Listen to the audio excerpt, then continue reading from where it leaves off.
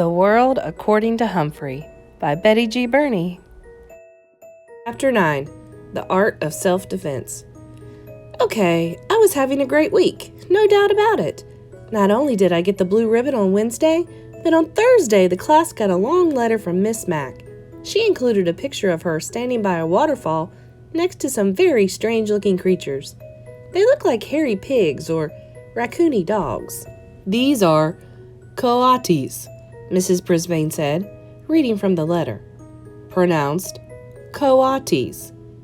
The coatis looked weird. Miss Mack looked gorgeous, especially with all the red, yellow, and orange flowers surrounding her.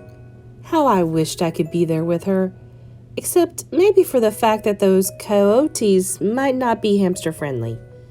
At the end of her letter, Miss Mack wrote, "So farewell to all my wonderful friends in room 26, especially the small one with the big heart, Humphrey." Sigh, sigh, sigh. Though the thought of Miss Mack made me happy, the weekend was coming up soon, and I always felt a little nervous about where I'd be spending it. When it was decided on Thursday that I was going home with Miranda Golden, I was so excited I only got an 83% on my vocabulary test. Saya got 100%. I know, because this time when Mrs. Brisbane asked who got 100%, she raised her hand. I always figured that Miranda lived in a castle because she reminded me of a fairy tale princess in disguise. Wherever it was, it had to be wonderful if Miranda lived there. Well, Miranda's home wasn't exactly a castle, but it was very tall. Miranda lived in a 4th-floor apartment with her mom and her big dog Clem. We had to take an elevator to get there. The apartment was nice. The mom was nice. Clem was not nice. Let me explain. Miranda has a small bedroom, and her mom let me stay there, right on the desk. To welcome me, the two of them did a complete clean-out of my cage. "I'll bet nobody's done this for a while," said Miranda's mom. And she was right. Pretty soon, I felt like a brand new hamster. Suddenly, Clem bounded into the room, a big mass of yellow fur poking his huge nose right up against my cage. His wet nostrils were like 2 eyes staring in at me, and he stuck out a giant tongue that came at me like a tidal wave. Luckily, the cage protected me. "Mom!" Miranda yelled. "Please get Clem out of here!" Thank heavens. Mom took Clem out for a walk in the park while Miranda showed me her room. She held pictures of her friends and family up to the cage so I could see. Her dad, her stepmom, her grandparents in Florida. Next, she introduced me to her goldfish, Fanny.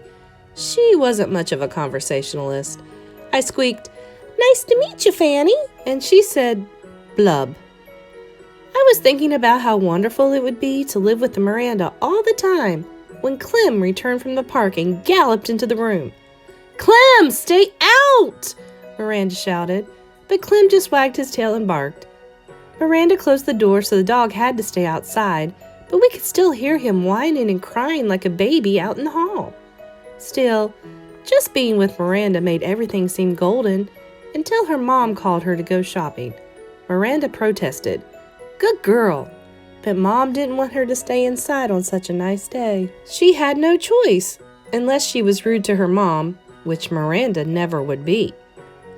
"I won't be gone that long," Miranda told me, "and I'll make sure the door is shut tightly so Clem can't get in."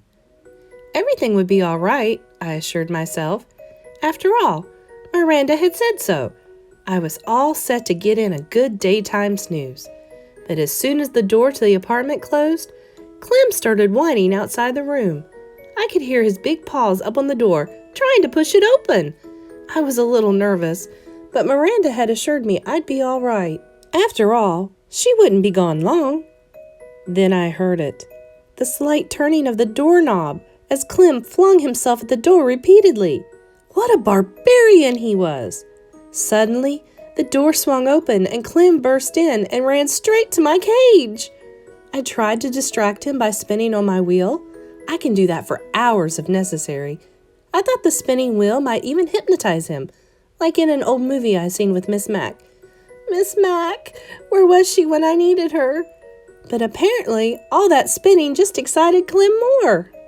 He started barking at me, but I couldn't understand a word he said. "Now cut that out!" I squeaked at him.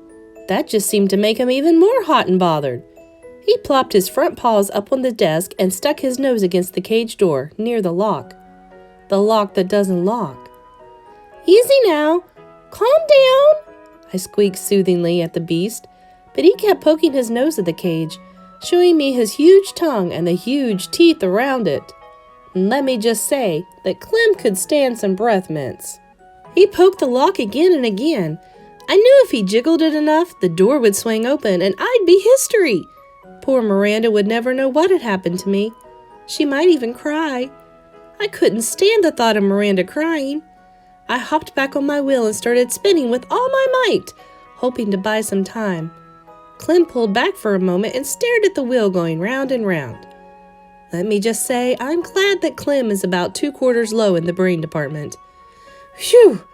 I'm a good spinner, but I was getting worried about how long I could keep it up when Golden Miranda rushed in. She never looked more beautiful to me than at that moment. "Clem, stop it!" she shouted in a very firm voice. "Bad boy!" Clem raced to her side, wagging his tail. Miranda's mom dragged old Clem out of the room and closed the door behind her. Shoo, shoo, shoo! Miranda was very sorry. She opened the cage and reached in to pick me up. "Poor Humphrey," she said, hugging me. She set me on her desk and stroked me gently with one finger. "I'm so sorry, Humphrey. So sorry." Oh, I don't know what felt better, the petting or Miranda's soothing words. Miranda felt so terrible about what had happened, she let me play on her desk. She lined up books all along the edges so I wouldn't fall off. Then she let me wander around and see the sights. A desktop is a very interesting place, in case you've never explored one. Miranda's desktop had a big cup with hearts all over it. The cup was filled with pencils. Ah, pencils smelled so sweet. She had a round silvery container of paper clips and a big square purple container of rubber bands. She had lots of paper in a pink box, and she had a great big fat dictionary. I could really use one of those. I wonder if they make doll-sized dictionaries you can hide behind a hamster's mirror. Miranda giggled as she watched me check things out. When I tried to climb into the paperclip box, she stopped me with her finger. "No, no, Humphrey, those would hurt you." She did the same thing when I tried to roll in the rubber band box. "No, Humphrey, rubber bands can be very dangerous," she told me. Well, I guess I knew that. Hadn't Garth shot a rubber band at AJ last week and almost got sent to Principal Morales' office? Hadn't AJ held his arm and said, "Ow!" when the rubber band hit him? Anyway, I really enjoyed my time on the desk until I heard Clem barking. Then I made a beeline for home. "Oh, Humphrey, I won't let Clem hurt you. Honest," Miranda assured me as she gently helped me back in my cage. I believed her. I really did. But when it was bedtime and Miranda's mom came into the room to say goodnight, she said some words that sent a chill up my spine. "Don't forget, we're going to the Nicholson's house tomorrow night."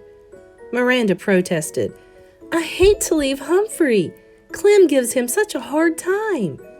"We'll lock the door this time, honey. He'll be okay," her mom said. "And tonight, Clem will be in my room." After her mother left, Miranda assured me that Clem loves to sleep in Mom's room. "But if anything happens and you get scared, just give me a squeak," she told me. "Don't worry, I will," I assured her. I didn't sleep that night. For one thing, the stars on Miranda's ceiling glow in the dark, and they're so beautiful I couldn't take my eyes off them. For another thing, well, I am nocturnal. But mainly, I didn't sleep because I was worried about Clem. After my experience that afternoon, I believed that no lock could hold him back. And how could a little hamster fight back?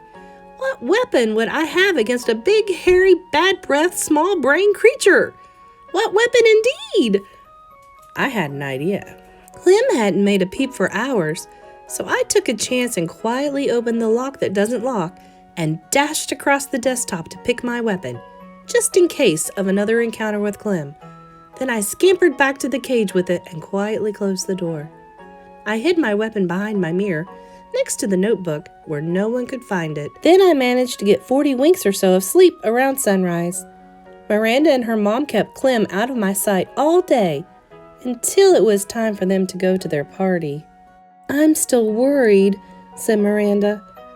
"I'm locking your door with a key on the outside," her mom said. "I'm locking Clem in my room, and Humphrey's cage is closed tightly, right?" Miranda checked it. Everybody always checks it. It always seems locked from the outside, and even makes a clicking sound. But from the inside, believe me, it's a piece of cake to open. Miranda seemed satisfied with the arrangement, but I wasn't. So I remained on high alert all that afternoon and evening, and here's what happened. After Miranda and her mom left, Clem barked for a while. Then I heard jiggling and joggling for about an hour. Next, I heard big hairy feet padding down the hall toward Miranda's room. Toward my room. I sucked in my breath and waited. Yes, I knew Miranda's mom had locked the door with a key, but Clem didn't seem to let little things like that stand in his way. The doorknob squeaked and rattled. It twisted and turned. Nothing happened. But that didn't seem to bother Clem the barbarian. He jiggled, rattled, and twisted it some more. When he got tired of that, he threw his whole body at the door. And then very slowly, the door opened. Clem actually seemed surprised, but I wasn't. I had spent the last 2 hours carefully preparing for this moment. Now that my heart wasn't going thump, thump, thump very loudly, even Fanny the fish seemed nervous. Clem trotted right up to my cage and stuck his big wet nose up against it. "Stay away! Keep your distance!" I squeaked. "I'm warning you!" Clem wasn't discouraged one bit. "Woof!" he barked, sending a foul cloud of doggy breath my way. I didn't even flinch. He barked a few more times and then began poking his big nose against the cage door. I wondered if he actually knew the lock was broken. The time had arrived to put my plan into action. I was in grave danger, and I had no choice. I would only have one chance at Clem because I only had one weapon, a rubber band. It had taken me a long time to get it hooked around the edge of my food dish. Now I carefully pulled it back as far as I could, aiming directly at those big doggy nostrils. "You asked for it, beast!" I squeaked. Then I let loose. The rubber band snapped and sailed through the air, hitting Clem squarely on the nose. He yelped like a baby and raced out of the room as if he'd seen a ghost. Too bad I didn't still have my ghost costume. That would have been a nice touch. I guess Clem wasn't quite as dumb as I had thought, because he never even tried to come back in the room again. Of course, Miranda and her mom were really puzzled when they came home and found both bedrooms unlocked and Clem cowering under the living room sofa. "I don't get it," said Miranda. "Humphrey looks just fine. Maybe it was a burglar." But Miranda's mom checked the closets and drawers and nothing was missing. "Now that's a mystery," said Miranda's mother after she'd searched the whole apartment.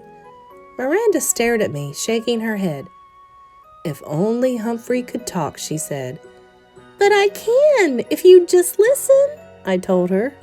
"I bet you'd have a lot to tell us," Miranda continued, not understanding my squeaks. "Yes, I do," I thought. "Enough to fill a book." Tip 9. Hamsters do not enjoy contact with other animals. A cat or dog may eat a hamster, or at least do it bodily harm. Guide to the Care and Feeding of Hamsters, Dr. Harvey H. Hammer.